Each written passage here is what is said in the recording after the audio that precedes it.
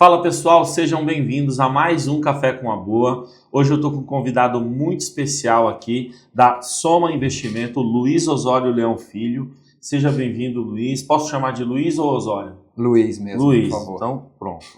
Bom, seja bem-vindo. É um prazer recebê-lo aqui. Sei que você tem bastante experiência aí no mercado, portfólio global. Vamos falar bastante, porque é um momento interessante aí que o nosso público tem bastante interesse. Vamos lá, gostaria que você fizesse uma pequena introdução, se apresentasse um pouquinho aí para o nosso público. Tá ok. Muito obrigado, Gilmar, por me convidar. É um prazer estar aqui também. Eu tenho aí 20 e poucos anos, um pouco mais, 27 anos de experiência no mercado financeiro. Comecei quando eu mudei de Brasília para cá, em abril de 1997. Então agora, em abril desse ano, vou completar 28 anos. E sempre trabalhei na área de investimentos. No início, como assistente de um gestor de fundo de renda fixa, então trabalhei bastante tempo com renda fixa. Depois eu trabalhei em tesouraria tanto no Brasil quanto no exterior. Tá? Depois eu trabalhei com a área de produtos internacionais, principalmente. A gente teve a oportunidade de montar estruturas de investimentos ao redor do mundo para os investidores estrangeiros investirem no Brasil. E, mais recentemente, teve uma onda ao contrário, que é levar investidores brasileiros para fazer investimentos internacionais quando o mercado brasileiro começou a abrir ali a partir de 2010. Então, minha experiência toda sempre nessa área de investimentos, eu gosto bastante disso. E era engenheiro elétrico? Exatamente, eu sou engenheiro eletricista de formação, trabalhei muito pouco com isso, trabalhei uns 2 anos com engenharia elétrica, depois eu fiz MBA, foi quando eu ambicionei mudar de área e vim para a área financeira, e como eu falei, eu saí de Brasília para vir para São Paulo para trabalhar no mercado financeiro. Legal. Foi muito Boa, legal. E hoje você é CIO da Soma Investimentos. Exatamente, sou CIO da Soma Investimentos, estou na Soma desde 2020, né? Contar uma história rapidinho, como é que eu entrei na Soma. Eu estava, até 2017, eu estava no Bradesco, na Bradesco Asset Management. E nessa época, no final de 2017, eu saí do Bradesco e entrei como um dos sócios fundadores de uma pequena gestora. E desde o início, o objetivo dessa gestora era fazer investimentos internacionais para os brasileiros. Investirem no exterior, claro. Tá? E aí nós pegamos uma época boa, pegamos a época da Covid, que teve muita captação, os fundos cresceram bastante, então a gente tinha a capacidade de trilhar o nosso caminho de forma independente. E aí depois veio o mercado um pouco mais difícil, né? Veio o aumento de taxa de juros no mercado americano, o pessoal já não tendo tanto interesse no mercado internacional, então a gente ficou uma época estabilizado. E nesse processo a gente conversava com o mercado como um todo, sempre debatendo possibilidades de colocar os nossos fundos em uma gestora, em um escritório de assessoria, em multifamily offices, tá? E aí começamos a conversar com a Soma. A Soma gostou dos nossos fundos e acabou comprando uma participação minoritária nessa gestora. E depois de algum tempo acabou comprando 100%. Então nós, oriundos dessa gestora que se chamava OpenVista, migramos todos para a Soma e estamos lá desde então. Os fundos que nós criamos lá atrás, em 2018, eles estão até hoje funcionando. São os mesmos? São os mesmos. Então são fundos internacionais que têm aí mais de 6 anos de track record, mais de 6 anos de histórico, né? É um histórico razoavelmente longo para fundos internacionais, sem hedge cambial. Tá? A gente acredita que a diversificação em moedas faz parte da carteira do investidor. Então, dentro da estratégia, parte dela é capturar realmente a valorização do dólar. Exatamente. Legal. E não só do dólar, de outras moedas. O fundo está exposto a dólar, euro, libra esterlina, franco suíço, moedas asiáticas. Então, é bem diversificado mesmo. Quando a gente começou, inclusive, era um questionamento que a gente recebia. Vocês vão fazer fundos para investir no exterior e não tem hedge cambial? Não tem hedge cambial. O objetivo é esse. Tá? Eu acho que tem momentos que a gente pode sofrer com isso, com certeza, quando o real exagera na sua desvalorização, né? Quando o dólar sobe muito, mas de uma forma em geral, num período de 3 anos, 5 anos, em geral, compensa você estar diversificado em moedas, porque atenua as perdas que você pode ter se você não estivesse em outras moedas. Até porque também a nossa economia, a nossa vida, ela é muito mais dolarizada do que a gente costuma perceber, né? A gente não é muito engraçado, né? Que as pessoas elas não têm essa percepção de que a gente tem uma economia atrelada ao câmbio muito forte. Claro, assim, claro. A gente né? fala gasolina tem câmbio, o nosso celular tem câmbio, automóveis tem câmbio, alimentos, commodities. Então, tudo isso acaba sendo impactado pela questão cambial. Então, faz sentido a gente... eu não estou falando que é para... Eu nem defendo isso, que é para você dolarizar 100% dos seus investimentos. Não, você tem a vida no Brasil, você tem os seus passivos aqui, os seus objetivos de vida aqui, mas por que você vai concentrar todos os seus investimentos em uma única moeda, em uma única região, se você tem um universo muito mais amplo aí de oportunidades para você buscar para a sua carteira? Então, acho que faz todo sentido. Verdade, verdade. E como que funciona o processo de tomada de decisão lá dentro da Soma? O processo de tomar decisão é um processo basicamente fundamentalista, né? Significa que a gente gosta de analisar, começando pela parte macroeconômica, né? A gente tem uma equipe de economistas lá que faz avaliação do Brasil e do resto do mundo, em termos de crescimento do PIB, para onde vai a taxa de juros, até a moeda, como é que ela vai se comportar, como é que está a questão fiscal, isso do mundo inteiro, né? Claro que a gente é brasileiro, a gente tem uma cobertura muito mais detalhada aqui do Brasil, mas precisamos ter também coberturas dos Estados Unidos, Europa e Ásia, até porque isso acaba impactando no Brasil. Então a gente começa por isso. E aí depois, com comitês de investimento e com tudo isso, traçamos um cenário e, com base nesse cenário, a gente identifica quais são as oportunidades de investimento dado aquele cenário. E montamos posições de acordo com isso. É claro que a gente tem os compartimentos segregados, né, os fundos dedicados para cada classe de ativo. A gente tem uma carteira grande de crédito, de ativos de crédito. Então, além da questão macroeconômica, todos os investimentos que são feitos em crédito tem uma análise da empresa específica com recomendação, inclusive com rating proprietário, com rating interno nosso, falando sobre aquela empresa, uma visão bem completa e detalhada. Tem uma área de classificação da companhia? Tem uma área que a gente chama de análise de crédito. Tá? Esses analistas de crédito são dedicados, são no total 5 analistas divididos por setores. Então, cada analista cobre 1 a 2 setores e, dessa forma, a gente tem condições de cobrir o mercado todo. Então, além dessa parte de crédito, a gente tem uma célula também bastante grande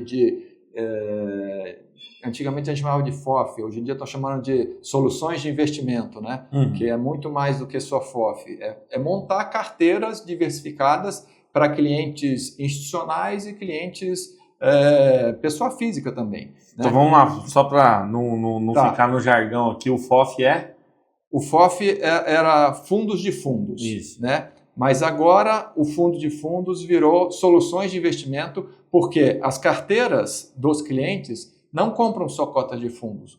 Podem comprar cotas de fundos, podem comprar ativos direto, podem comprar ações. Tá? Então, entendi. É realmente uma solução de investimento, dado o objetivo daquele investidor. Mas não é uma carteira administrada? Pode ser carteira administrada, pode ser fundo exclusivo.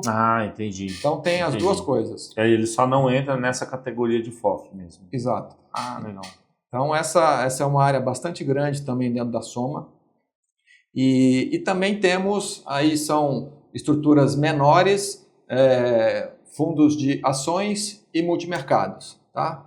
O multimercado nos últimos 2, 3 anos tem sofrido bastante, né? O cenário está bem incerto e bem difícil de ganhar dinheiro nesse cenário. Então a gente continua com o nosso fundo, é um fundo que já tem também um histórico bastante interessante, mas ele não tem crescido até porque não tem havido muitas aplicações nesse tipo de fundo.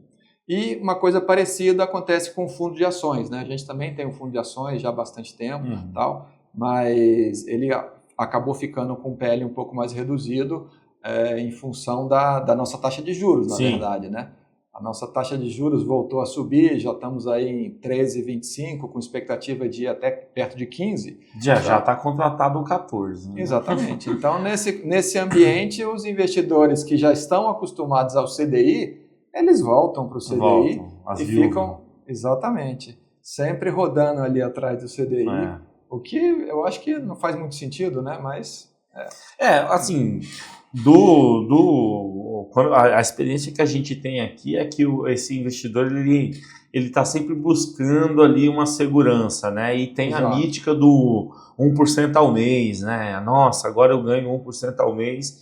Acho que esse cara está deixando de olhar para várias outras coisas, oportunidades de longo prazo, principalmente. Eu acho que ele está deixando de olhar e não está percebendo. Não, concordo com você. Só para dar um exemplo. Do que adianta eu ganhar 13,25 num ano, em reais, se o câmbio desvaloriza 15%?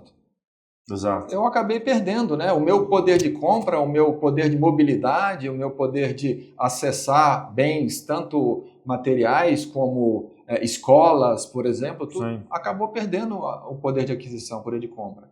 Ficou então, mais caro, né? Ficou mais caro, exatamente. A gente gosta de falar aqui que a inflação, né, o IPCA, aquele número que é divulgado, a gente não gosta muito dele, porque aquilo é uma cesta, na nossa opinião, super ultrapassada, e que o que a gente fala para o nosso cliente aqui é que ele deve calcular a inflação dele, né? Então, ter uma planilha dos seus custos ali, pelo menos os principais custos que você tem no ano.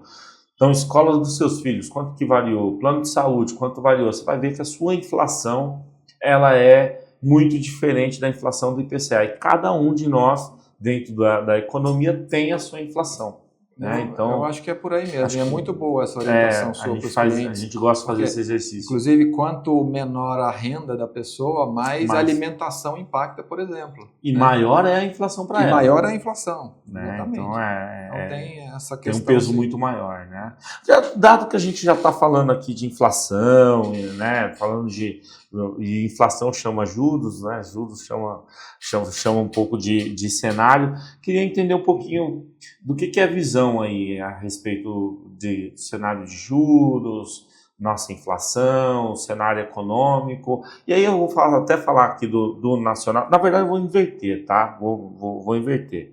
Porque eu sei que você vem dessa área do internacional e eu vi recentemente uma entrevista sua falando ali das eleições americanas. E essa é uma peça nova que entrou recente aí no tabuleiro global. Então, queria, antes de falar do cenário nacional, queria que você desse um overview aí, né, uma opinião a respeito do que o que vocês estão olhando para o cenário americano, em termos de taxa de juros e inflação, e quais são os impactos disso na visão global aí da Soma. Bom, vamos lá. Essa aqui, ó. Não, eu acho que é o seguinte, a economia americana ainda está aquecida, a economia americana deve continuar sendo a principal economia do mundo, ela deve crescer entre 2% a 3%, mas o advento da eleição do Trump mudou algumas coisas no cenário. Tá? Até o final do ano passado, até um pouco antes da eleição, né, americana, os analistas acreditavam que os juros americanos continuariam a ser reduzidos, pelo menos mais 4 reduções em 2025. Aí o Trump foi eleito, começou a expectativa de o que ele vai fazer, principalmente considerando o que ele falava durante a campanha, se ele ia colocar em prática ou não. Então foi aquela ansiedade, e depois quando ele tomou posse, em 20 de janeiro, ele realmente está colocando em ação, né, a todas as promessas de campanha dele. Então são aqueles temas que a gente já ouviu falar. A questão da imigração, ele aumentou a deportação, não só aumentou a deportação, como também reduziu o fluxo migratório para os Estados Unidos. Outro dia eu vi um dado que é impressionante. Se não me engano, o fluxo diário de imigrantes entrando nos Estados Unidos, a média do governo anterior, do governo democrata, eram 11 mil pessoas atravessando a fronteira por dia.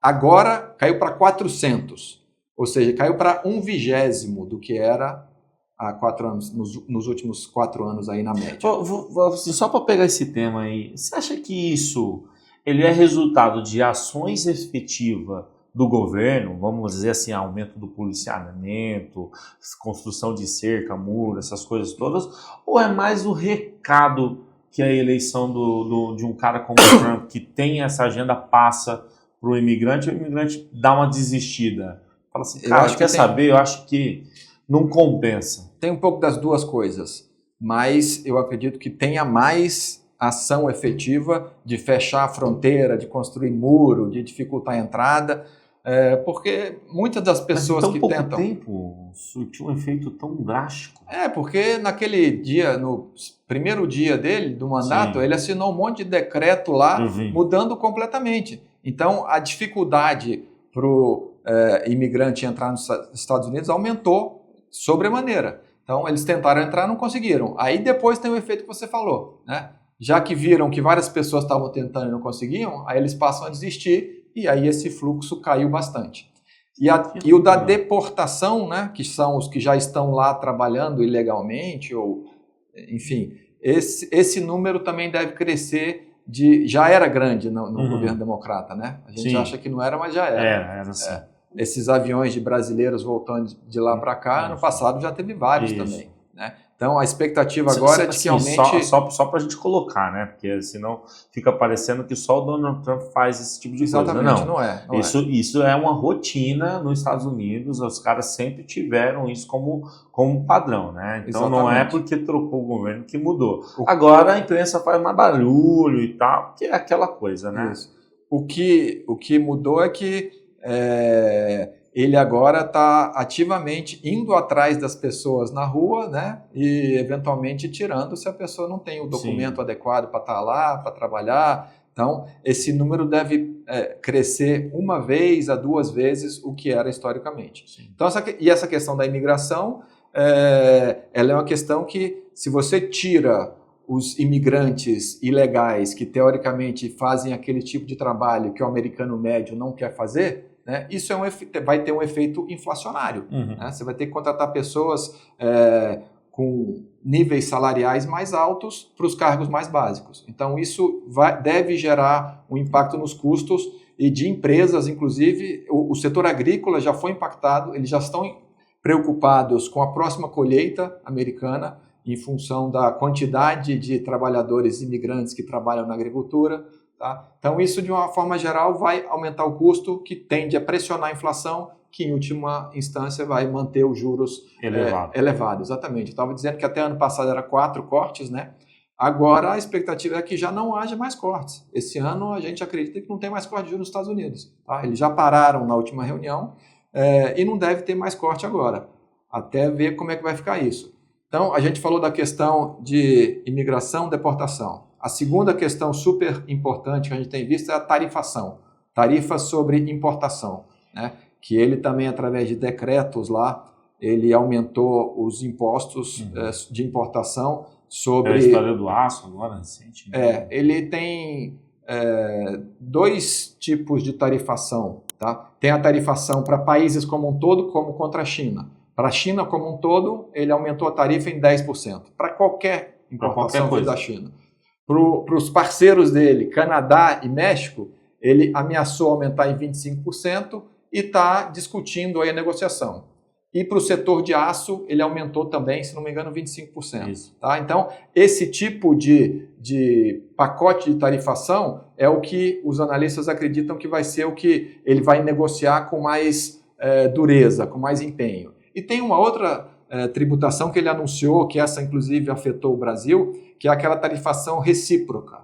Né? Eu vou cobrar de você o mesmo imposto que você cobra aí no seu país para quando importa os meus produtos. Então, se aqui no Brasil, quando a gente vai comprar o álcool americano, a gente cobra 8%, lá nos Estados Unidos que não tinha nada, eventualmente ele vai cobrar 8% também.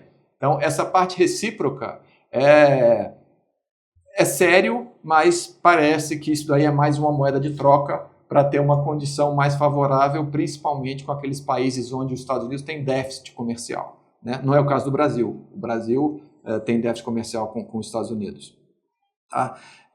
Então, de novo, essa questão da tarifação vai aumentar o custo no final de contas, o custo do consumidor final, né? Porque vai ter mais imposto sobre o produto importado, o produto importado vai continuar entrando nos Estados Unidos porque eles precisam. Tem né? demanda. Tem demanda, então aumenta isso, aumenta a inflação de novo. Permanece os juros mais altos. Permanece juros mais altos. E o terceiro ponto que eu acho que é relevante, aí a gente para por aqui, é a questão da redução de impostos corporativos. Né? Uma das bandeiras do Partido Republicano é exatamente ter impostos baixos e deixar a economia, as empresas, as mais eficientes, crescem mais que outras, andam, e as menos eficientes nem tanto. Então, a hora que ele abaixa o imposto de renda corporativo, ele perde receita. Então esses 3 pontos que a gente falou, eles acabam em uma de 2 coisas. Ou ele está aumentando despesa, ou ele está reduzindo receita. Então, é problema fiscal na veia, é inflação mais alta e a taxa de juros que deixa de ter aquele espaço para cair, como a gente estava achando antes. Desculpa, demorei muito nos Estados Unidos, mas só para resumir... Atrapalhei aqui. Não, que isso. Só para resumir, eu acho que os Estados Unidos, apesar disso, é a economia mais importante do mundo, a economia mais dinâmica e vai continuar sendo a economia que mais vai crescer nos próximos anos. Europa, por outro lado, já está numa situação muito mais fragilizada do que os Estados Unidos por vários motivos. Primeiro, pelo próprio crescimento econômico também, né? A gente vê as 2 principais economias europeias, a Alemanha e a França. A França não está crescendo quase nada e a Alemanha está praticamente em recessão, né? Recessão técnica ali, 2 trimestres de crescimento negativo, entrou pelo menos numa recessão técnica, tá? Fora a dinâmica da economia europeia, que é a união de 27 países, e você tem que coordenar ações não só monetárias, mas fiscais para todos os 27 países que têm situações diferentes. Então, é muito difícil você implementar uma medida única que beneficie a todos ou que impacte a todos de uma forma uniforme. Tá? Então, isso já é bastante complicado. E aí, para complicar ainda mais, a gente tem as questões geopolíticas. A guerra da Rússia com a Ucrânia, e a Ucrânia e a União Europeia defendendo a Ucrânia contra a invasão da Rússia. Então, e todo o impacto que essa guerra teve na energia, preços de energia lá estão super caros. Eu ia falar, porque tem um outro ponto, né? A União Europeia, ela se manteve de maneira estrategicamente fragilizada do ponto de vista da energia, porque eles dependem ainda da energia russa, né? Dependem do gás russo. De certa forma ali, isso é um erro estratégico que está cobrando seu preço hoje. E não sei se você se lembra, no começo da guerra da Rússia com a Ucrânia, eles destruíram aquele Nord Stream 2, aquele enorme gasoduto para fornecimento de gás. Então, o que significa? Que não é uma coisa de curto prazo. Para voltar a baixar o preço de energia e voltar a ter acesso ao gás russo, eles vão precisar de uma obra de grande porte para reconstruir esse gasoduto. Tem o outro que funciona ainda, que é o Nord Stream 1, mas o segundo foi destruído. Então, eles têm que reconstruir isso. Né? Fora as questões, vamos dizer, que estavam já em discussão antes disso, como a Alemanha abandonar a energia nuclear totalmente até 2030. Né? Então, eles vão ter que rever isso. Eles estão com falta de energia, a energia está cara e as fontes que eles têm de energia eles estão abrindo mão. Então, estrategicamente, é uma decisão difícil, né? E por último, com relação à Europa, vai ter, nos Estados Unidos a gente não falou a questão da guerra com a China, guerra por tecnologia, por tarifas com a China, né? E quem vai sofrer mais com isso é a Europa. A Europa vai sofrer as consequências dessa disputa entre os Estados Unidos e a China. Tá? Então, isso também fragiliza mais ainda. Então, é uma economia que não vai conseguir crescer nem 1%, 0,5%. Tá? Teve a questão da Inglaterra saindo da União Europeia também, o Brexit, né? Que até hoje estão digerindo, não está 100% ainda resolvido. Eles já saíram, claro, mas ainda tem questões financeiras a serem ajustadas aí ao longo do tempo, que vai demorar bastante tempo. Tá? E por último, vamos falar um pouquinho de Ásia. Então, os Estados Unidos, eu acho que é para ficar com um peso um pouco maior nos Estados Unidos, um peso abaixo do neutro em Europa, eu acredito. E a terceira região é a Ásia. A Ásia, a gente enxerga boas oportunidades de investimento na China, no Japão, na Coreia do Sul e cada vez mais na Índia. Eu tenho estudado bastante sobre a Índia. A Índia é uma economia bastante fragmentada, mas eu acho que tem boas oportunidades que, vamos dizer, é mais difícil acesso porque ela é muito fragmentada, mas a partir do momento que você consiga ter as informações todas bem detalhadas, dá para montar posição lá na Índia também. Tá? Mas, falando sobre a China, tá? Essa disputa comercial e tecnológica, né, com os Estados Unidos, inclusive teve agora recentemente, há poucas semanas, o DeepSeek, né, a inteligência artificial chinesa que surpreendeu o mercado, vindo com um custo que é uma fração com relação ao custo das inteligências artificiais americanas. No fim de contas, o que eu acho? Eu acho que a China tem muito mais poder, de capacidade de entregar resultados em tecnologia e na economia como um todo do que as pessoas acreditam. Tá? Ela tem se preparado, principalmente na tecnologia, para isso nos últimos 20 anos. Tá? Inteligência artificial hoje em dia é o grande tema da economia mundial que vai romper padrões, vai quebrar barreiras e paradigmas, e está um pouco exagerado isso, né? Os Estados Unidos falando que cada hora sai um anúncio maior que vai gastar 100 bi, aí depois veio aquela Star que vai gastar 500 bilhões ao longo de 3 anos. E o governo anunciou também um pacote de incentivos. E o governo anunciou um pacote de incentivos, né? Então, isso tem gerado muita expectativa com relação a isso. Aí quando vem a China e lança uma tecnologia com um custo aparentemente muito mais barato do que isso, aí quebra um certo paradigma também. Eu acho que, na verdade, os valores não são nem tantos 100, 500 bi, nem questão de milhões, como a China falou no DeepSeek. Né? Mas o ponto é que a China tem se preparado para isso nos últimos 20 anos. E inteligência artificial agora, aqueles sistemas que você conversa, aqueles robôs de inteligência artificial, são basicamente software. Mas para você treinar aquilo, você precisa de muito investimento em hardware, que são os processadores da NVIDIA, que são equipamentos servidores de alta capacidade, e precisa de outra coisa que a China tem muito, que são dados. Né?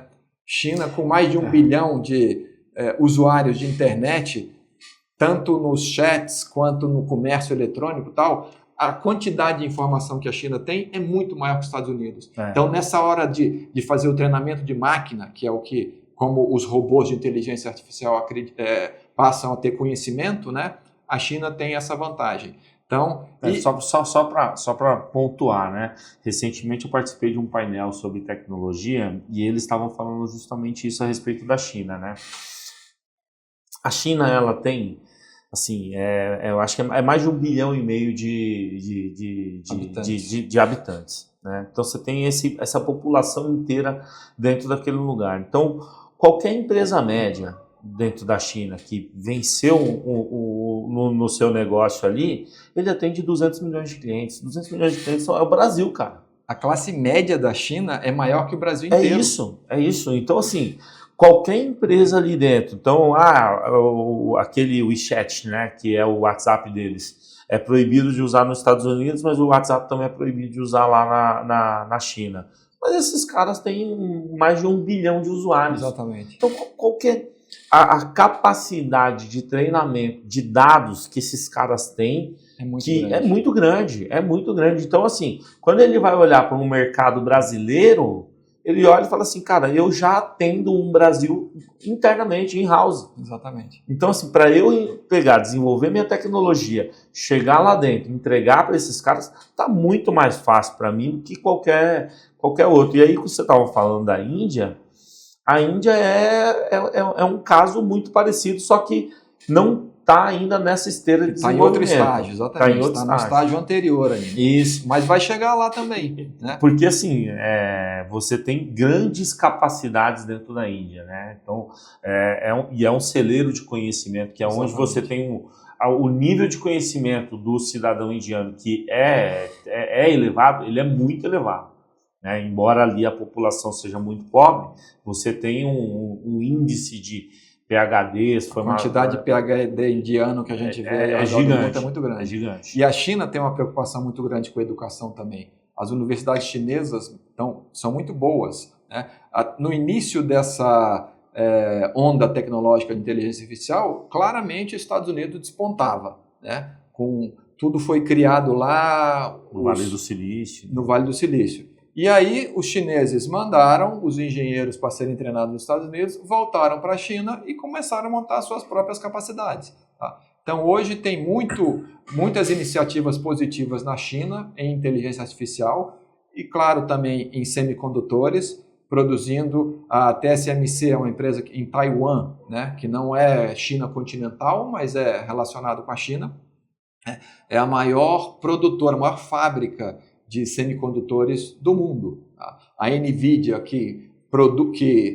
na verdade, a NVIDIA ela não tem indústria, ela não fabrica, ela faz o projeto do processador e terceiriza a fabricação para essa fundição que é a TSMC. Né? E ela produz o semicondutor não só para a NVIDIA, mas para outras empresas também. Então, eles também têm uma tecnologia bastante avançada nisso. Então, a hora que você soma tecnologia avançada de semicondutores, dados e a parte de software, a China tem capacidade de competir com os Estados Unidos. Tá? É claro que os Estados Unidos ainda está na frente da China nisso, não tem dúvida, mas a China não vai apanhar muito dos Estados Unidos. Ela vai competir de igual para igual ali. Então, eu sou bastante positivo com relação à China. Inclusive, a Microsoft fez um anúncio agora de um novo processador, né? Que é um processador quântico. Exato, um negócio bem aí eu acho que essa é a próxima onda, né? Que vai utilizar a física quântica, né? Os processadores vão trabalhar na velocidade da luz, óticos, mas isso ainda é a próxima. A inteligência artificial ainda não está nesse padrão aí, não. E eu vou te falar que, sem querer, a gente acabou entrando aqui num dos temas que é o Open Vista Tecnologia Global, que é um dos fundos que você faz a gestão lá, né? Então, assim, já pegando aqui esse tema, perdão, podemos não, porque a gente tem que voltar agora para o Brasil. Tá bom. Então vamos entrar no Brasil. Então, assim, pegando aqui esse gancho de economia, e voltando um pouquinho, com relação ao Brasil, né? Eu gosto de perguntar, principalmente para quem tem bastante experiência com investidor gringo, por que o dinheiro não vem para o Brasil? A gente, teoricamente, tem uma bolsa que em dólar está de graça, a gente tem boas empresas aqui dentro, mas o dinheiro do estrangeiro não vem para o Brasil. Por quê?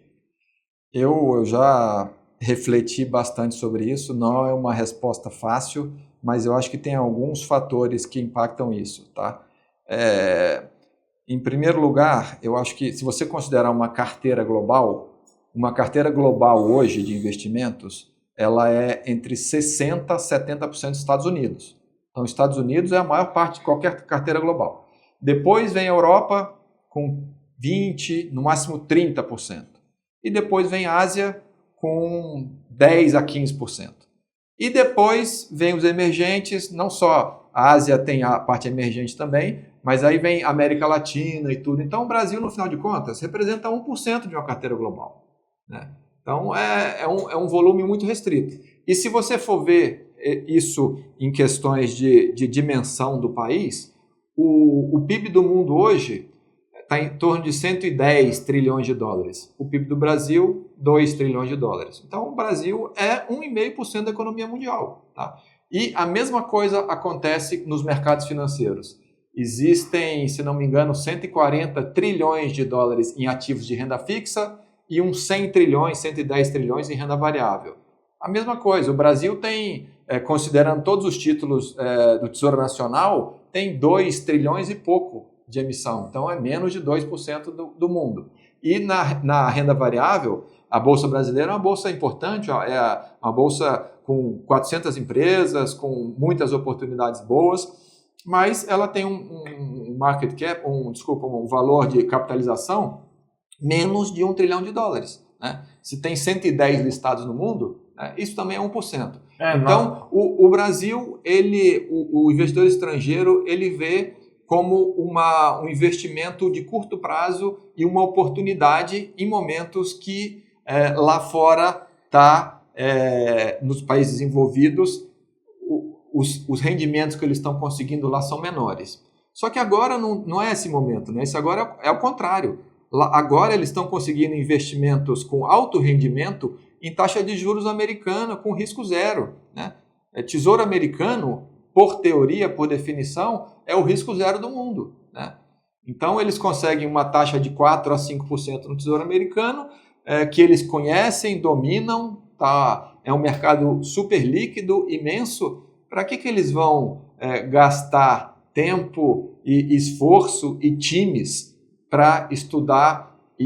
Porque quando eles forem investir no Brasil, eles vão estudar. Eles não vão investir na alegria, né? Só poder. Não é assim. Aí eles vão para mandar para cá 1% da carteira dele. Não justifica o custo dele lá fora de ter uma equipe dedicada para cá. O que tem mais fluxo para cá são os investidores que já são dedicados. A gente tem muitos investidores que naturalmente já investem nos mercados emergentes, naturalmente já investem na América Latina. Então, para esses investidores, esses têm fluxo para o Brasil porque eles percebem que aqui está barato, como você falou, está barato em várias medidas, não só em dólar, está barato em real, está barato em múltiplo, está barato de uma forma geral. Agora, a preocupação é qual que é o gatilho, o que vai fazer com que as empresas deixem de estar baratas, né? Não é só fluxo. É uma questão interna também. Sim. É uma questão das empresas terem acesso a capital mais barato, a nossa taxa de juros agora está alta. É uma questão das empresas serem mais eficientes, aumentar a produtividade. E é uma questão também do Estado não atrapalhar muito as empresas, né? E nesse momento o Brasil tem uma questão fiscal que é bastante relevante. É uma preocupação muito grande, que o Brasil gasta muito mais do que pode, né? E com o atual governo, a gente não vê, a gente vê o Haddad, o ministro da Fazenda, bastante empenhado em medidas de controle fiscal e tal, mas a área política não, né? A área política acha que isso é coisa da Faria Lima, né? Preocupação da Faria Lima. É impressionante, né? Que você tenha isso como um tema de preocupação, tanto interno quanto externo, né, do mercado financeiro, mas politicamente isso não é um tema. Né? Não é relevante. Eles estão preocupados mais com a perpetuidade mesmo. Perpetuidade, né? O governo que tem uma aprovação boa. Tá? E não percebem que, na verdade, se eles se preocupassem com isso, se eles se preocupassem com o déficit fiscal brasileiro e tomassem medidas concretas e sustentáveis de reduzir esse déficit fiscal, seria melhor para a aprovação, porque vai ser inflação mais baixa, salários mais altos. A popularidade caiu agora. Exatamente. Né? Então, exatamente. A popularidade aumenta se eles fazem uma gestão econômica mais eficiente, mais adequada para o Brasil como um todo. Tem até uma frase de um eu não lembro se foi um cara do Fed americano, que o presidente estava com uma popularidade ruim, ele falou assim, cara, eu não entendo, faço de tudo. Ele falou assim, é economia, estúpido. Então, assim, só não me recordo o nome, mas... No final de contas, tudo gira em torno da economia, né? Claro, porque as pessoas a pessoa quer estar empregada, quer ter baixa inflação, quer ter acesso aos produtos do poder aquisitivo. É isso. No final do dia, é isso, né? Acho que tá bem... E aí, só para complementar o Brasil agora, a gente está no ciclo de alta de juros, como a gente falou, vai chegar a 15%. A inflação está super pressionada, a inflação para 2025 já está em 5,8% a expectativa, né? Então eu não vejo ainda, e aí isso vai acabar impactando o câmbio. O câmbio teve um exagero de depreciação no final do ano passado, que passou de 6, né? 6,20. Agora eu acho que teve um exagero de apreciação. Já estamos aí em 5,70. Eu já acho que é um bom ponto para voltar a fazer investimentos em dólares. Tá? Mas só com uma ressalva, eu não acredito que a gente seja capaz de acertar o momento de entrar em uma moeda estrangeira e o momento de sair. Então, eu acho que a abordagem mais apropriada é você investir no exterior pelo investimento que você vai fazer lá fora e não pelo ganho cambial. Exatamente. Tá? Lá fora que você vai estar gerando resultados positivos para a sua carteira e o câmbio faz parte. Né? Porque é muito difícil você saber agora é o momento correto de o câmbio vai estar nesse preço. A gente não tem controle sobre isso. Não, e o câmbio é aquela coisa, né? Todo ano é um tiro para lá, um tiro para cá e todo mundo erra. Exatamente. Bom, agora que a gente matou aqui o Brasil pô, acho que você fez uma reflexão que é muito interessante, né? Que se eu fosse um alocador global, eu olharia para a minha alocação conforme o tamanho da economia. Então, de fato, se esse cara representa 1% do PIB global, eu tenho que olhar com a cabeça de 1% para ele. Então, exatamente. De fato, vai chegar em algum momento ali que não vai justificar eu gastar minha energia para investir nesse cara. Fora, e para aqueles caras que são mais dedicados, tem até um outro ponto, né? Que como é que eu vou explicar para os meus pares aqui que eu estou investindo em América Latina e estou apanhando, né, enquanto os Estados Unidos está andando, o setor de tecnologia está andando, né, e trazendo ali provavelmente os mesmos retornos que eu teria caso esses emergentes estivessem andando também, né? Exatamente. E tem que dar satisfação, mano, né? Ao investidor, ao cliente, ao cotista.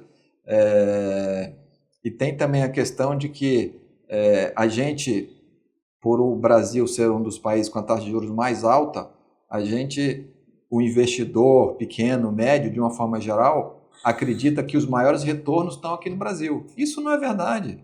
Tem vários setores lá fora que tem... Tecnologia é uma exceção porque ele está também com um crescimento muito acelerado. Tá? Mas tem outros setores, como o setor financeiro, como o setor de consumo, que podem oferecer crescimentos anuais compatíveis com o nosso CDI ou maiores, né? E moeda forte.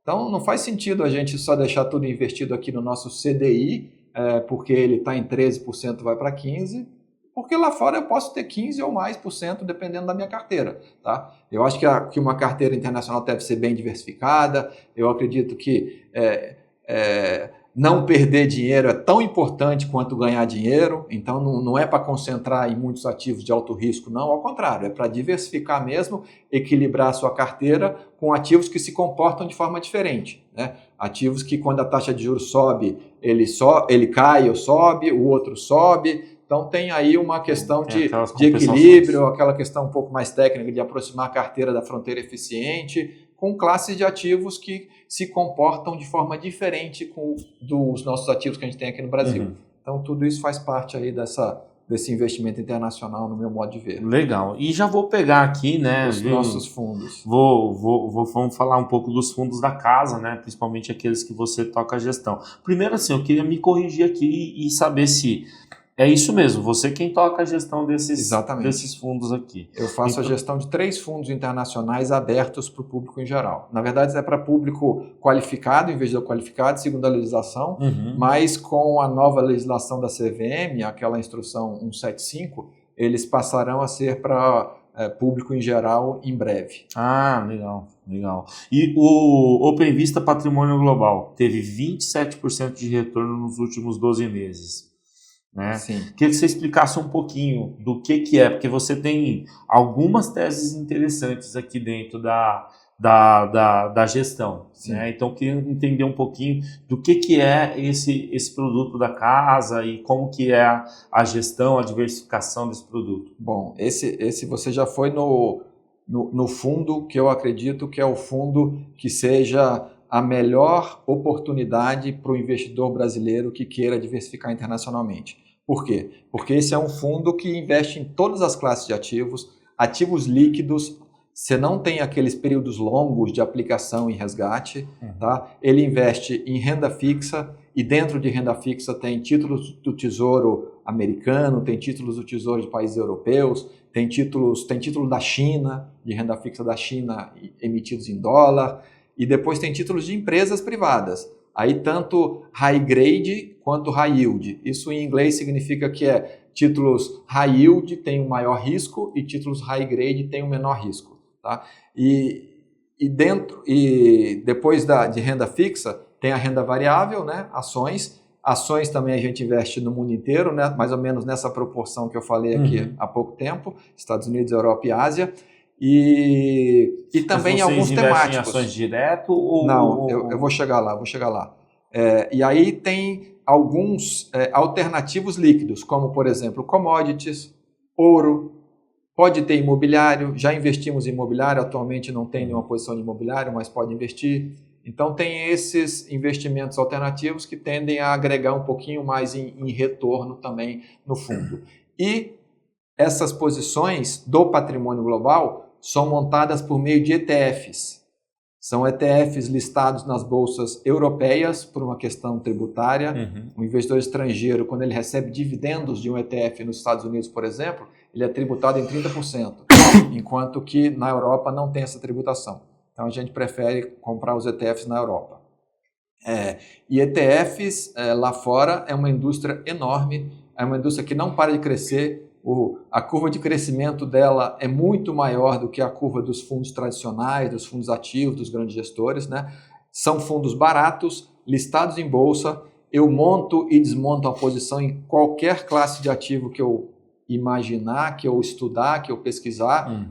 Numa operação, no intraday, eu consigo montar a operação para liquidação em D+2. Daqui a 2 dias eu recebo ou eu pago se eu comprei ou se eu vendi. Então dá para montar uma carteira muito diversificada com isso. E os ETFs são instrumentos passivos em geral, tá? Eles seguem um índice, tentam replicar aquele índice e cobram uma taxa de administração muito pequena. Então, além de eficiente tributariamente, além de ter liquidez, ele tem um custo baixo. Tá?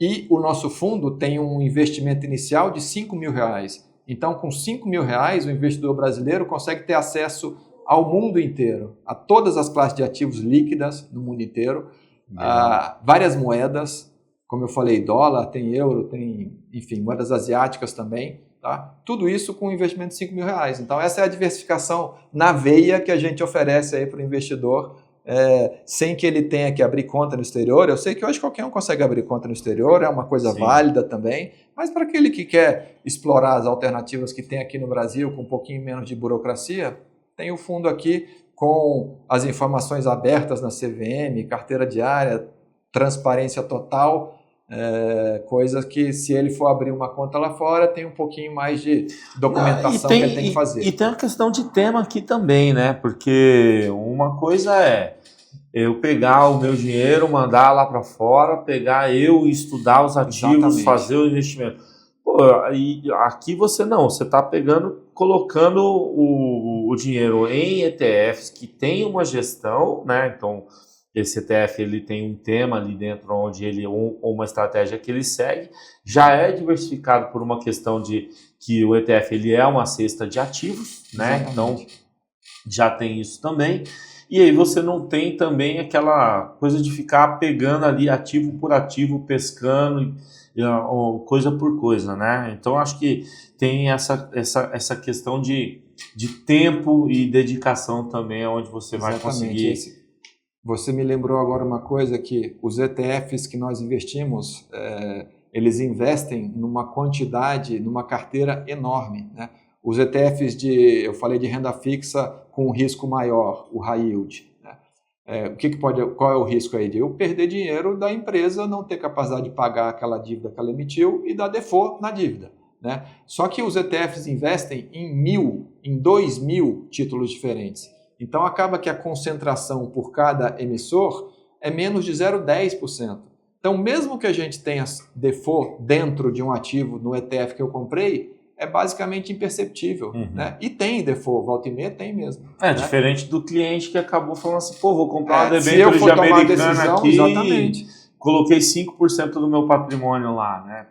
Por meio do patrimônio global, a gente tem dado acesso a mais de 5.000 tipos de ativos diferentes. tá? Tanto emissões de renda fixa, quanto ações, quanto commodities, né? A gente tem uma posição boa em ouro, o ouro está com 2% do fundo, o ouro ano passado subiu 28% em dólares em 2024, no começo desse ano também está se mantendo atrativo, a China está aumentando as suas reservas em ouro, a Índia está aumentando suas reservas em ouro, então é um ativo que tem crescido bastante aí o volume de operação. O Warren Buffett andou comprando andou também. Comprando também. Eu ia até, inclusive, eu ia até perguntar, pegando aqui ainda o patrimônio global, a estratégia dentro dele, ela é direcional? Como que ela é? Eu sei que vocês fazem análise macro ali e tentam ir pescando os ativos, mas quando você vai tomar a decisão de fazer esse investimento, como que ela é?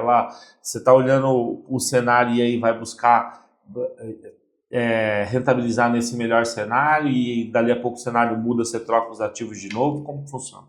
Funciona da seguinte forma, a gente tem uma alocação ativa em instrumentos passivos que são os ETFs, né? Cada ETF ele segue um benchmark, um índice. Ele não tenta ganhar do índice e aí ele é baratinho, tá? A alocação a gente faz com base num processo estratégico que é o seguinte, nós no começo do ano, por exemplo, fazemos um comitê de estratégia e nesse comitê o nosso time de macroeconomia vem e coloca uma série de premissas.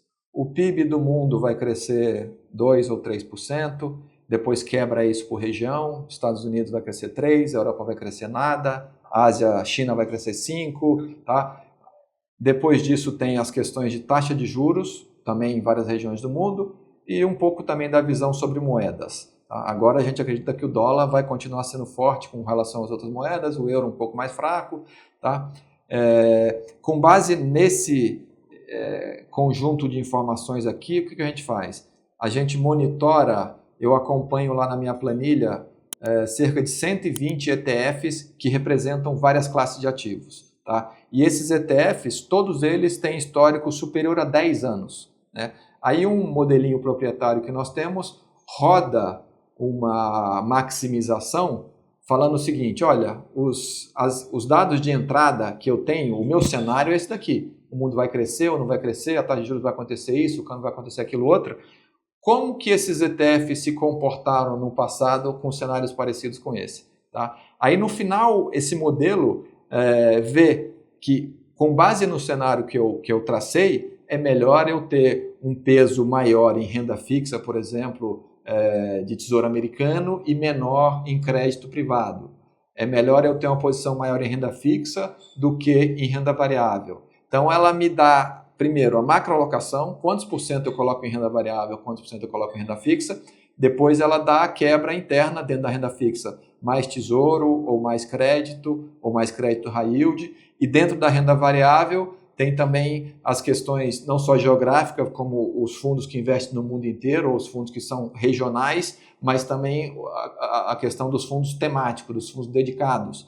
Eu posso ter eu tenho ETFs que são de tecnologia, ou de saúde, ou de finanças, ou de commodities. Tá? Então, o modelo, no final do dia, ele me dá os pesos que, de acordo com o cenário que nós mesmos traçamos, ele sugere para a gente fazer a alocação. E aí, uma vez a cada trimestre, a gente se reúne de novo e faz uns ajustes táticos, né? Pode ser que aquela minha premissa inicial já tenha se desconfigurado totalmente. Nossa, aquela premissa estava errada, vamos rever isso daqui. A gente revê, mas aí a mudança não é brusca, a mudança é menor, né?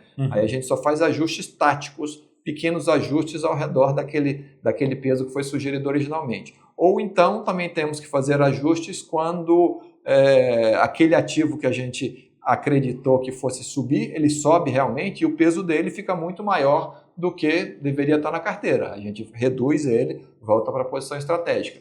Então tem que fazer primeiro uma visão de longo prazo, que é estratégica, e depois uma de curto prazo, tática, a cada 3 meses, fazendo os ajustes ali, aumentando um pouquinho na posição que não andou, diminuindo na posição que andou mais, e assim vai recorrentemente. Entendi. Bacana, eu gostei muito da visão do fundo do portfólio global. Tem dois aqui que eu achei muito interessante quando eu fui lá conhecer a Soma, que me passaram, que é o Open Vista Ciências Médicas, né, que eu acho que tem uma tese muito bacana, rendeu 15% nos últimos 12 meses, e queria que você explicasse um pouquinho dessa tese de medicina, né, da tese médica, e como que ela funciona, onde está essa alocação, é Brasil, é lá fora? Então, porque é lá fora eu já sei, né? Mas, sim, qual que é a história por trás dessa tese? Antes de falar especificamente sobre ciências médicas, eu queria só dar um passo atrás e falar porque a gente tem o patrimônio global, que a gente acabou de falar, e os outros dois fundos um de tecnologia e um de saúde. Sim. E por que a gente escolheu esses setores? Se você pega um índice, o índice americano, o S&P 500, por exemplo, tá? Ele é composto por vários setores.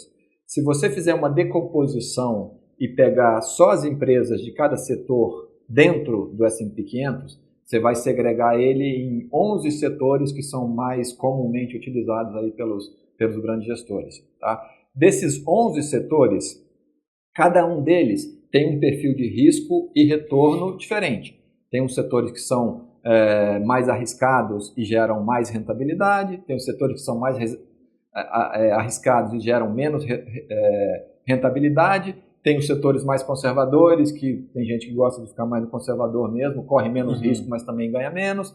E a hora que você vê dentro desses 11, o tecnologia é o único setor que tem mais retorno do que o S&P 500, também com mais risco, mas para quem quer uma carteira com possibilidade de ganhar mais, de certa forma tem que correr mais risco, né? E o outro setor é o setor de saúde. O setor de saúde, ele é, dentre os outros 10, o único que tem um risco parecido com o S&P 500, um risco menor que o S&P 500, mas com um retorno parecido.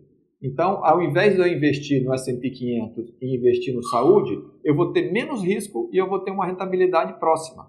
Então, essas características levaram a gente a selecionar esses dois setores. Todos os outros 9 setores, eles ou têm um risco muito mais alto, que não compensa a gente correr um risco mais alto para ganhar menos do que o S&P, não faz sentido, ou tem um risco muito mais baixo, mas que também vai trazer um retorno consolidado menor. Então, é essa a lógica dos dois fundos. Entrando no setor de saúde, o setor de saúde global é um setor bastante grande. Ele é um setor que representa entre 10% a 20% do PIB dos Estados Unidos, por exemplo. Os Estados Unidos está perto de 16%, 17% do PIB, é o setor de saúde. Tá? Ele é composto não só pelas empresas farmacêuticas, que a gente está acostumado a escutar. Agora tem a Novo Nordisk, que é essa empresa que produz o Ozempic, que é o remédio da moda, e tem as outras empresas de AstraZeneca, Novartis, Sanofi, só para falar alguns nomes que a gente vê no dia a dia aqui quando a gente vai na farmácia. Sim. Né? Mas além dessas empresas, tem as empresas de tecnologia na área médica. Hoje em dia você vai fazer um exame no laboratório aqui, seja uma ressonância magnética, seja um ultrassom, tudo isso é equipamento de saúde de altíssima tecnologia. E o fundo também investe nessas empresas. E além disso tem também empresas de seguro-saúde, como a United Health, obrigado, como a United Health, que é a maior seguradora saúde do mundo, que aqui no Brasil comprou a Amil, tá? Então, é um fundo... E tem clínicas, hospitais, então é um fundo bastante diversificado. Esse fundo, esse setor, o setor de saúde, ele é considerado um setor resiliente, um setor que, quando o mercado cai, ele cai menos que o mercado. E quando o mercado sobe, também ele sobe menos. Então, é um setor onde você vai conseguir um retorno ajustado ao risco muito interessante, muito atrativo, com uma diversificação enorme, com capacidade de investir em centenas de empresas listadas no mundo inteiro.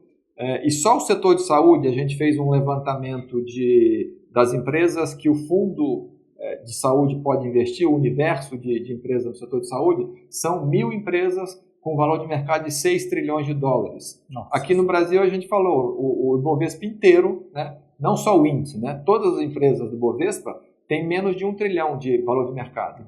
Então, só o setor de saúde é mais de 6 vezes maior do que a nossa bolsa inteira. Então, ser grande é bom? Não necessariamente, mas mostra que o universo é bastante amplo e dá para você fazer várias escolhas, né? O setor de saúde tem passado aí, é um setor que tem uma característica também que ele investe muito em pesquisa e desenvolvimento, e isso no fim do dia significa que eu já tenho produtos futuros para serem lançados que vai permitir com que as empresas tenham receita recorrente, né? No final do dia isso vai gerar lucro para as empresas e é isso que o investidor de ações quer. Ele quer que a empresa tenha lucro, de preferência lucro sustentável, para o preço da ação continuar subindo. E o setor de saúde tem exatamente isso em função da pesquisa. Agora, na época da Covid, a gente viu isso muito com as vacinas, né? As vacinas foram feitas aí a toque de caixa em 1 ano, 2 anos, que não é o normal do setor das farmacêuticas. Sim. As farmacêuticas costumam fazer investimentos de 10 anos, 15 anos antes de lançar um novo remédio ou uma nova vacina. E isso, de certa forma, é como se fosse uma barreira de entrada para as empresas menores, tá? As empresas pequenas que conseguem desafiar as grandes empresas farmacêuticas são as startups de biotecnologia. Essas sim vêm com tecnologias, vamos dizer, revolucionárias, inovadoras e conseguem, eventualmente, com um custo menor, inventar novas drogas ou novos procedimentos e, portanto, elas trabalham de mãos dadas com as farmacêuticas. Empresas de biotecnologia e farmacêutica representam aí 50% do fundo, vamos dizer.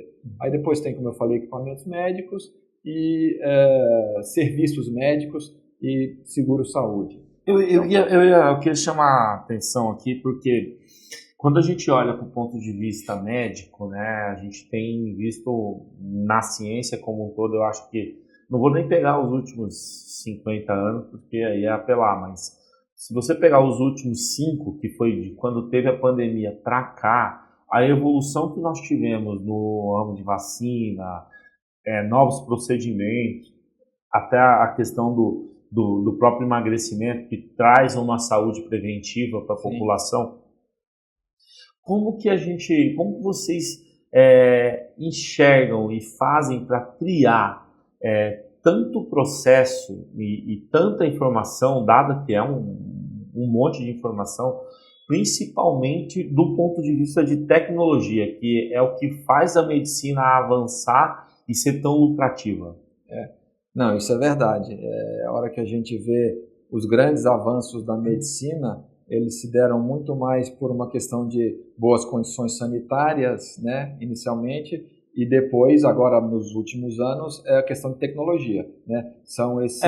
alguém tem que inventar um chocolate que não engorda, né? Então, são esses equipamentos que conseguem olhar dentro do nosso corpo sem ter que cortar o corpo. São esses robôs de cirurgia robótica que o médico pode fazer ou presencialmente ou remoto, né? Então, isso tudo ajudou bastante a evolução da saúde. E agora sim, está vindo uma onda de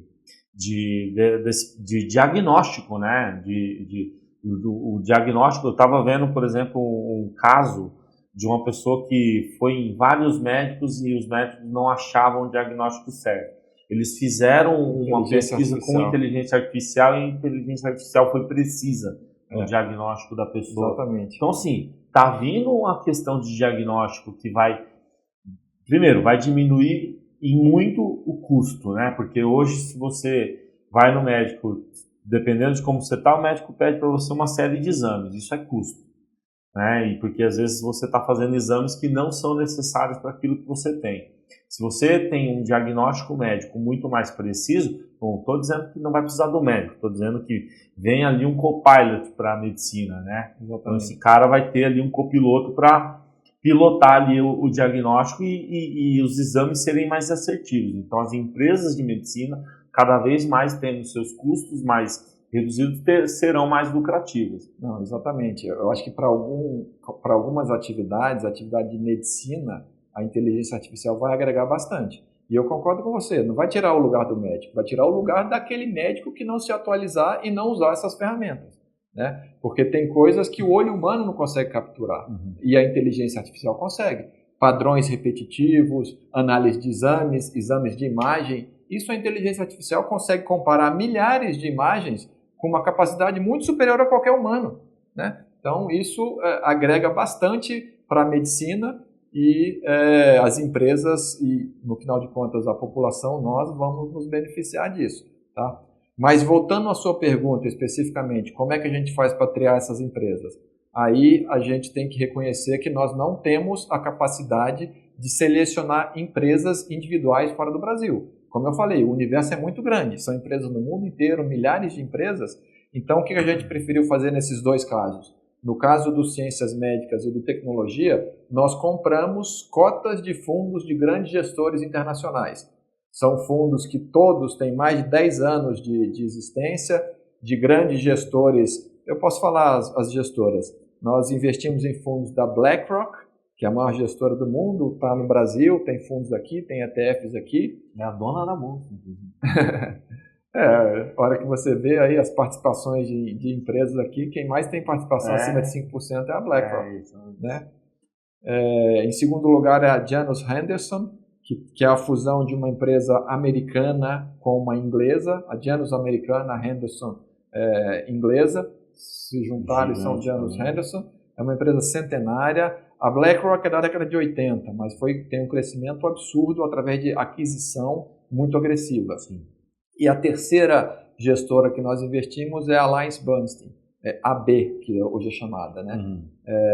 Essas três empresas são empresas bastante conceituadas. Esses fundos, como eu falei, são fundos com mais de 10 anos, alguns têm até 30 anos de existência no mercado, fundos que investem em ações sem alavancagem, sem vender ação, é long only, tradicional, fundo mútuo, que para o investidor lá de longo prazo, para as aposentadorias, em geral, todas as pessoas investem. Então, nesse caso desses dois fundos, a gente investe através desses gestores globais, que eles sim têm a capacidade de ter um exército de analistas para analisarem essas empresas. E outra, está lá, né? Está lá, não só nos Estados Unidos, mas estão em todas as regiões. Né? Tem equipes dedicadas, separadas em vários escritórios, cobrindo aquelas empresas, acompanha a demonstração de resultados trimestral de todas as empresas. Então, a gente tem que reconhecer que nós, na Soma, não temos capacidade de fazer essa cobertura, então a gente optou por fazer através desses grandes gestores. Mas a estratégia é muito boa. Sim, a estratégia é uma estratégia que transfere o resultado lá fora para o investidor brasileiro de uma forma bastante eficiente. E o OpenVista Tecnologia, que esse aqui é legal, porque, primeiro, a baita rentabilidade que teve, né? 41% em 12 meses, acho que a Nvidia explica boa parte do resultado aí também, né? Dado que é um fundo de tecnologia, mas assim, entrando na mesma premissa aqui do de ciências médicas, né? Só que tecnologia, assim, surge uma todo dia. Exatamente. Eu estou sendo otimista aqui, né? Se não surge umas 50 mil todo dia, não estão criando nada. Tecnologia tem aquela questão que é binária, né? Ou quando é criada uma tecnologia nova, ou ela dá certo e cresce exponencialmente, ou ela dá errado e morre. Então, como você falou, podem ter 50 mil por dia, que dessas 50 mil, se 5 derem certo, vão ter um crescimento exponencial e vão impactar alguma área específica para a qual elas são dedicadas e acaba chegando no usuário final, que somos nós, né? Então, tecnologia, ela é muito fascinante, está passando por um momento de grandes transformações, né? Transformações até disruptivas, como é a inteligência artificial, e as pessoas, de uma forma em geral, têm um fascínio por usar coisas de tecnologia, né? O nosso celular hoje em dia já comparado com o que tinha no passado, os smartphones. É impressionante quando você para pensar que um simples aparelho de mão passou a concentrar tudo, o seu correio, porque suas cartas chegam por aqui agora. Seu correio, seu acesso ao banco. Eu não lembro a última vez que eu fui no banco. Eu também não Não me lembro. Eu pago tudo por boleto. Hoje em dia você não precisa nem baixar o boleto para imprimir, fazer aquela coisa do escanear. Você só tica o negócio lá e já vai pagando. Então, assim, Exatamente. é muita coisa. E tem muita coisa acontecendo, e dentro da tecnologia tem vários temas, né? Inteligência artificial, claro, a gente já falou, é o que está mais em voga agora, mas tem também a questão do computação em nuvem, cloud computing, os data centers crescendo de uma forma também bastante acelerada. O fundo aproveita e faz investimentos tanto em inteligência artificial quanto em cloud computing, quanto também internet das coisas. Internet das coisas é aquilo que conecta tudo dentro da minha vida. Liga o meu celular com a minha televisão, com o ar-condicionado da minha casa, com o sistema de controle do meu carro. Então, isso tudo vai estar interconectado, já está interconectado, e com a velocidade de processamento cada vez mais rápida, com 5G, por exemplo, o 5G ele pode ser até 100 vezes mais rápido que o 4G, dependendo da geografia do local onde está sendo implementado, se tem muito prédio, se tem menos prédio. Então, aumentou bastante a velocidade e permitiu que vários equipamentos se conectassem. Tá? E aí tem um outro tema também que é bastante relevante, que são os veículos autônomos e elétricos.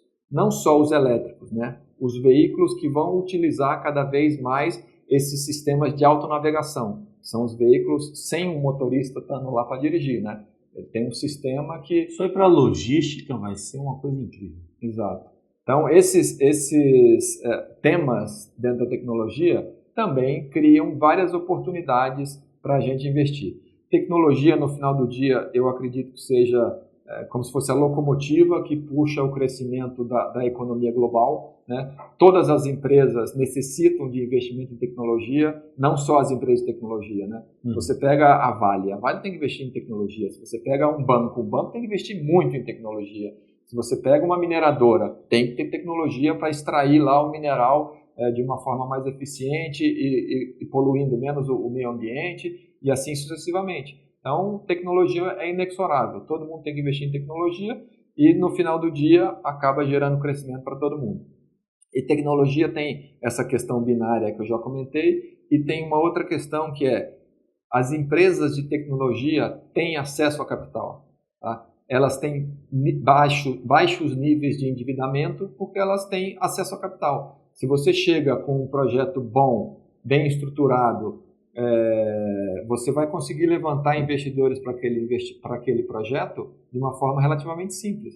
No mundo inteiro, não só no Brasil, principalmente nos desenvolvidos. Tem excesso de capital disponível no mundo, e esse excesso de capital vai para onde tem uma remuneração mais atrativa para eles. É claro que tem a questão do risco-retorno, mas para a tecnologia em geral, as empresas têm acesso a capital, então elas são menos endividadas. Tá? A gente viu que quando teve esse último ciclo de aumento de juros no mercado americano, as empresas de tecnologia sofreram muito. Foi o setor que mais caiu. Mas por que foi o que mais caiu? Porque, geralmente, você sabe disso melhor que eu, quando a gente faz uma análise de uma empresa, você estima os fluxos futuros dessa empresa, a receita dela futura, o lucro futuro, e traz isso para valor presente com uma taxa de juros que você usa para descontar. Né? Quanto maior é essa taxa, menor vai ser o seu valor presente. Então, naquelas avaliações que tinham a expectativa de que a empresa ia crescer 5, 10 vezes, quando você aumenta a taxa de juros, esses 5 ou 10 vezes cai para 3 vezes. Né? Aí a empresa perde valor bastante. Mas mesmo nessa época que foi início de 2022, aumentar a juros americanos, perdeu bastante, e agora a taxa nem caiu ainda, mas as empresas de tecnologia já recuperaram o patamar que estavam antes do ciclo de aumento de juros. Então, quando aconteceu a queda, elas vão continuar crescendo.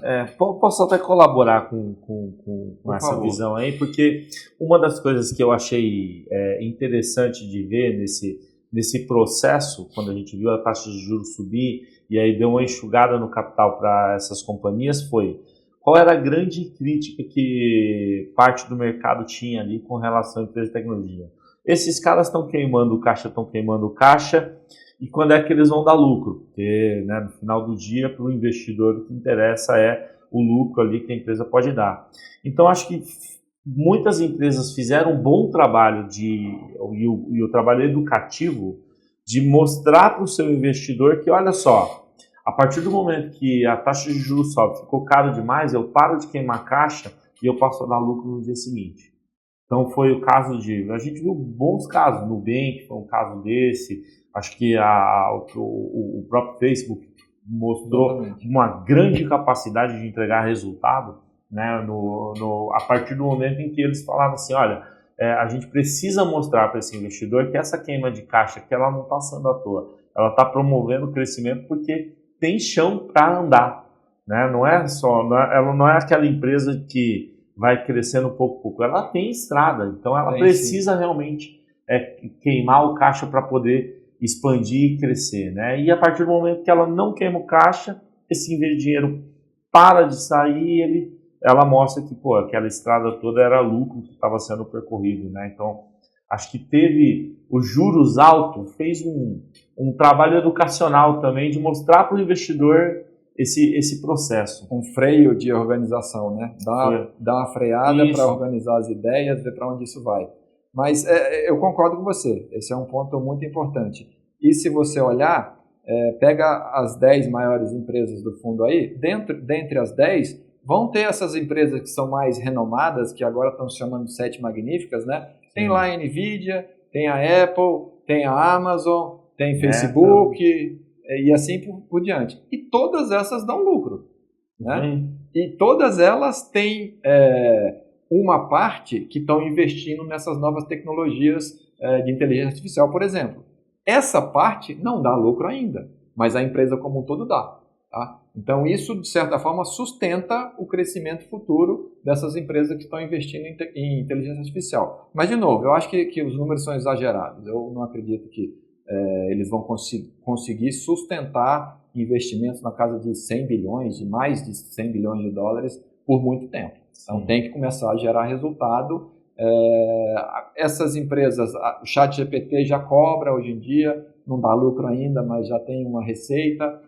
Então vai ser uma questão de tempo e uma questão da tecnologia escalar mais ainda e ser mais utilizada pelos profissionais, pelos médicos, como a gente falou, na agricultura e assim por diante. Né?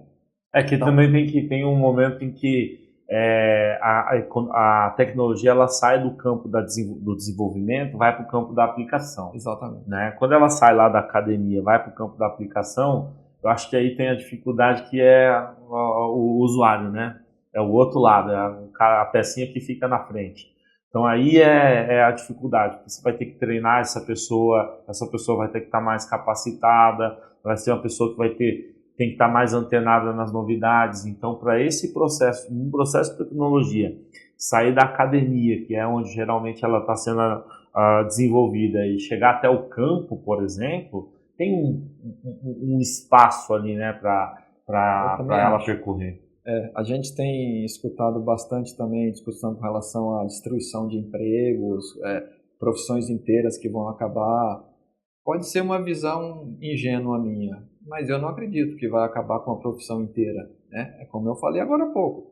Eu acho que as profissões que mais se beneficiarem do uso da tecnologia, do uso da inteligência artificial, se elas não quiserem usar, aí aqueles indivíduos vão sofrer o impacto disso. Mas os que utilizarem vão se beneficiar. Então, no final do dia, vai mudar a forma como a gente trabalha, né? Vai ter o apoio do seu robô pessoal, do seu copiloto ali, que vai te ajudar nas suas tomadas de decisão, eventualmente vai ajudar as indústrias a fabricarem de forma mais eficiente, vai ajudar as indústrias a reduzirem custo. Então, na história da evolução aí da economia, a gente viu que empresas deixaram de existir, né? Kodak, que não pegou a digitalização da fotografia, se deu mal, então teve profissões que realmente deixaram de existir. Mas outras vieram para substituir, e as profissões tradicionais, eu acho que tem muito espaço para elas continuarem ainda com o uso das tecnologias. O próprio processo de implementação de tecnologia na indústria não substituiu integralmente o operário, né? Pelo contrário, melhorou a qualidade de vida daqueles que ficaram e essas pessoas se recolocaram em outras áreas do mercado, né? Eu acho que quanto mais tecnologia a gente tem, maior a capacidade de produção e de atendimento das demandas que a gente tem no mundo, né? E melhor a produtividade da sociedade. Então, você vai acabar tendo ali em algum momento uma disruptura também no nosso modelo de trabalho, modelo de vida e assim por diante. Exatamente. É um processo para onde se encaminha isso. Um exemplo bom disso é o livro digital. Quando lançaram os livros digitais, acreditava-se que a indústria de impressão de livros, né, fosse morrer totalmente, que ninguém mais fosse ler livro em papel.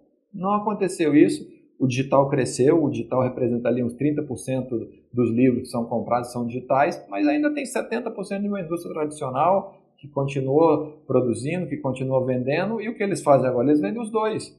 Ele vende o físico e vende o digital. E então, explodiu também o índice de venda de livros. O conhecimento nunca foi tão publicado como é na nossa era. Então tem espaço para a tecnologia ser incorporada na nossa vida, no nosso dia a dia, sem com que profissões inteiras deixem de existir ou que impacte muito aí cada um individualmente. Boa. Luiz, queria agradecer pelo tempo. Eu não vi nem passar a hora aqui hoje. Passou rapidão. Então, agradecer aí a conversa, uma conversa muito legal. Teses muito interessantes de investimento aqui. É legal trazer uma visão global, né, num momento onde a gente fala aqui de diversificação, de segurança, né, de onde aplicar, um momento de taxa de juros, um momento conturbado aqui dentro também, né? A gente olha, a Boa Vista é um escritório bastante focado em equity, mas a gente quer trazer para o nosso investidor, para o nosso público, cada vez mais informação, mostrar para ele também que, olha, existem outras alternativas, você consegue diversificar mais também, né? Então, para o nosso cliente ter cada vez mais opções e o nosso investidor também se sofisticar. Então, acho que é esse o recado, né? Então, quem puder, segue a Soma nas redes sociais aí, né? Tanto no Instagram quanto no YouTube, eu já vi conteúdo de vocês ali, né? E também ativa o sininho para você ter as informações aqui da Boa Vista todo dia que a gente publicar. Segue a gente nas nossas redes sociais. E esse foi mais um Café com a Boa. Obrigado, Luiz. Muito obrigado. Eu que agradeço. Aí, foi um prazer estar aqui e também gostei muito da conversa. Ela fluiu de forma bem tranquila e descontraída. E passou bastante informação para os investidores e para as pessoas que vierem assistir esse podcast. Ótimo. Parabéns pela iniciativa. Obrigado. Até a próxima, pessoal.